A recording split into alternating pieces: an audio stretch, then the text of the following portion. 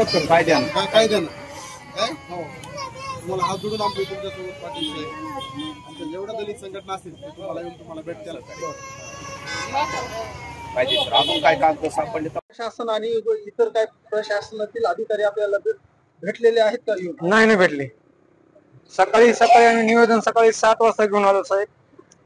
घेऊन आलो तर ती स्वतः त्यांनी बाहेर येऊन भेट देतो म्हणून आम्हाला बाहेर काढलं आणि बाहेरच्या बाहेर इकडे कोणीही न येता निघून गेले सगळे. आज सकाळी आपण 7 वाजल्यापासून या ठिकाणी आमरण उपोषण करत आहात आणि सदर उपोषण आपण तहसील कार्यालयाच्या समोर करत आहात. तर माननीय तहसीलदार साहेबांना आपण काय पूर्व सूचना अगर लेखी निवेदन आज सादर केलेलं आहे का? आज घेतलं नाही ते म्हणलं थांबा बाहेर आम्ही बाहेर येऊन तुम्हाला बोलतो. आज आपण कोणाला दिलेलं होतं निवेदन? तहसीलदार साहेबाला. स्वतः तहसीलदार महोदयांना आपण भेटलो होतं आज? हो भेटलो ना. मग आपण भेटल्याच्या नंतर ते काय म्हणाले आपल्याला? बाहेर येऊन बाहेर येतो आणि बोलतो तुम्हाला बाहेर. बरं, आपण दिनांक 12 तारखेला आपण दिनांक 12 ऑगस्ट रोजी आपण इशारा दिलेला होता निवेदनाच्या माध्यमातून की आम्ही आमरण उपोषण करणार आहे. तर त्या निवेदनाच्या अनुषंगाने आपल्याला तहसील प्रशासनाने काय पत्र दिलं का की तुम्ही उपोषण वगैरे काय करू नका म्हणून? नाही दिलं आपले पत्र. म्हणजे एकंदरीत तहसील प्रशासनाने आपल्या निवेदनाची आणि आपल्या उपोषणाची कसल्याच प्रकारची दखल घेतलेली नाही. या ठिकाणी पोलीस प्रशासन आणि आरोग्य विभागाच्या मार्फत आपले काही तपासण्या झालेत का? झाल्यात ना. म्हणजे आपल्याला एकंदरीत आरोग्य विभाग आणि पोलीस प्रशासन सहकार्य करत आहे, परंतु आपल्याला तहसील प्रशासनाकडून अद्यापही कसलीच नाही, कसलंच नाही आम्हाला इथं कोणी चालू नाही.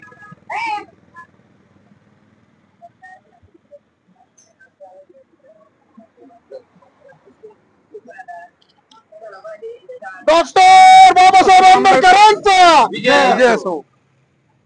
भारतीय संविधानाचा विजय असो. स्वातंत्र्य दिनाचा विजय असो.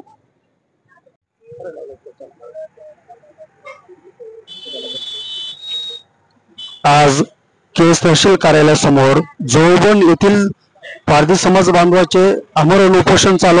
आज केस तालुक्यातील जोळबन येथील समस्त पारधी समाज बांधवांचे हे जे आमरण उपोषण आंदोलन चालू आहे, या आंदोलनाला आपण केस तालुका दलित अन्याय अत्याचार निर्मूलन समितीच्या वतीने आपण पाठिंबा द्यायला आलात, तर काय सांगाल तुम्ही?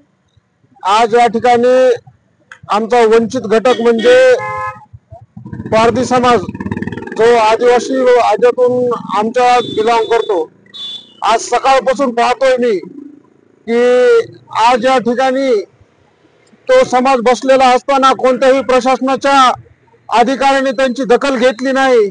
लोकशाहीर अण्णाभाऊ साठे म्हणले होते, ये आजादी झूठी है, देश की जनता भूकी है. त्याप्रमाणे आज स्वातंत्र्य दिवस असताना देखील माझ्या वंचित घटकाला आज कुणी कसल्याही प्रशासनाने दखल घेतली नाही. नेमकं या मागचं कारण काय आहे? का त्या आमच्या जे जवळबनचे पारधी समाजाचा प्रश्न आहे की त्यांच्या जमिनी एका कंत्राटदाराला दिले गेले आहेत, त्या खासगी कंपनीला त्या जमिनी देऊन जमिनी लाटण्याचा प्रकार या ठिकाणी चालू आहे. माझं तहसीलदारांना निवेदन आहे की आज आम्ही दलित अन्याय अत्याचार निर्मूलन समिती या समाजाच्या घटकाच्या मागे उभा राहिलेलो आहोत आणि आज या ठिकाणी जाहीर पाठिंबा त्यांना देत आहोत. या माध्यमातून आपल्याला विनंती आहे की आपण जर या समाजाची मागणी लवकरात लवकर हाती घेतली नाही आणि त्यांची दखल घेतली नाही तर दलित अन्याय अत्याचार निर्मूलन समिती कोणत्या प्रकारचे आंदोलन करते हे तुम्हाला सर्वांना माहित असावं. बाबासाहेबांनी दिलेल्या अधिकाराचा जर तुम्ही वेटीस धरत असताना आमच्या समाजाला, तर बाबासाहेबांना आम्हाला सांगितलंय वेळोवेळी तुम्हाला रस्त्यावर उतरावं लागेल. आम्ही या समाजाच्या पाठीशी खंबीरपणे उभारण्याचा आज निर्धार केलेला आहे.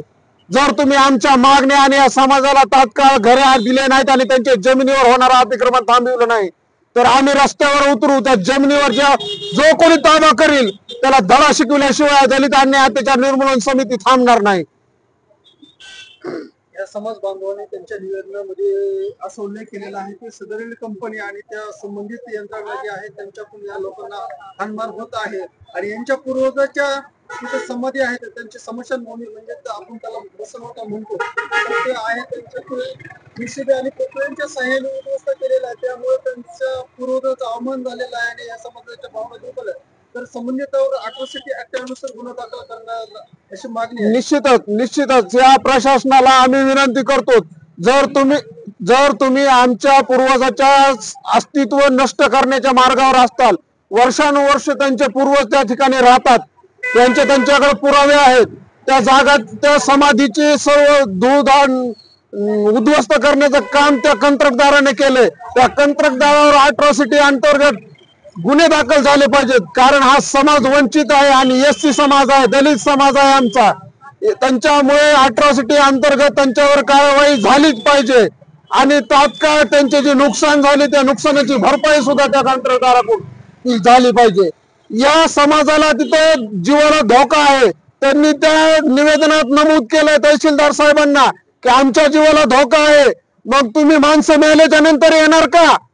तुम्हाला कळवून सुद्धा तुम्ही त्यांना संरक्षण दिलं नाही. आज या ठिकाणी अंधाटी बसलेत का? त्या वर्षानुवर्ष त्या जागेवर ते राहतात आणि ते त्यांचा न्याय हक्क मागण्यासाठी या ठिकाणी बसलेत आणि बाबासाहेबांनी त्यांना तो अधिकार दिलेला आहे. तो अधिकार कुणीही हाणून पाडू शकत नाही. आम्ही दलित अन्याय अत्याचार निर्मूलन समिती त्यांच्या पाठीशी राहणार आहोत. जोपर्यंत त्यांना न्याय मिळत नाही तोपर्यंत आम्ही त्यांच्या सोबत राहणार आणि त्यांना न्यायच मिळवून देणार. 15 ऑगस्टच्या दिवशी आज आमरण उपोषण करत आहे आणि त्यांचं असं म्हणणं आहे की त्यांच्या फलकावरती लावलेलं आहे पण त्याच्यावर की राहण्यासाठी 30 गुंठे आणि त्यांच्या पूर्वजांचे जे समाधी आहेत स्मशानभूमी अर्थात वसनवाटा त्याकरता 5 गुंठे जमीन मागत आहे. सर्वप्रथमतः स्वातंत्र्य दिनाच्या सर्वांना माझ्याकडून शुभेच्छा. खऱ्या अर्थानं या भारत देशामध्ये स्वतंत्र अमृत महोत्सव सारा देश गौरवानं विषय मांडत आहे. सर्वात मोठी गोष्ट म्हणजे खऱ्या अर्थानं स्वातंत्र्य कसा म्हणावा, आपल्या समोर जिवंत उदाहरण आहे. कारण डॉक्टर बाबासाहेब आंबेडकरांनी संविधानाच्या माध्यमातून दीन दलित समाज या देशातला दुबळा समाज रोडवर कुठं राहू नये ही डॉक्टर बाबासाहेब आंबेडकरांनी संविधानाच्या माध्यमातून जनतेला त्या हक्क दिलेले आहेत. सर्वात मोठी गोष्ट म्हणजे या देशात चाललंय काय, उदाहरण एक तुमच्या समोर जिवंत आहे. पारधी हा समाज खरंच कष्टाळू आणि गरीब समाज आहे. आज तुम्ही बघत असाल या देशामध्ये जर कुठलं काम करत असेल हे शासन खरंच या दुबळ्या समाजाचा मुर्दा पाडतोय असं कुठतरी मला या माध्यमातून दिसतंय. सर्वांना माझी विनंती राहील की खरंच आपण खंबीरपणे या समाजाला पाठिंबा देऊन त्यांचे जे हक्क आहेत, सर्वे नंबर 137 मधील त्यांची गायरान जमीन 4 पिढ्या त्या ठिकाणी राहत आहेत आणि काही गावातले गुंड प्रवृत्तीचे अधिकारी, ग्रामपंचायत असेल, तहसीलदार, पुन्हा बीडीओ मॅडम असतील, त्यांना माझी विनंती आहे की त्या समाजाला न्याय देण्याचं काम तुम्ही करावं आणि जर नाही दिलं तर दलित अन्याय अत्याचार निर्मूलन समिती व वंचित बहुजन आघाडी रोडला उतरल्याशिवाय राहणार नाही. ही शासनाने दक्षता घ्यावी एवढ्या माध्यमातून मी तुम्हाला आज सांगतो. आज उपोषणला आपल्या कुटुंब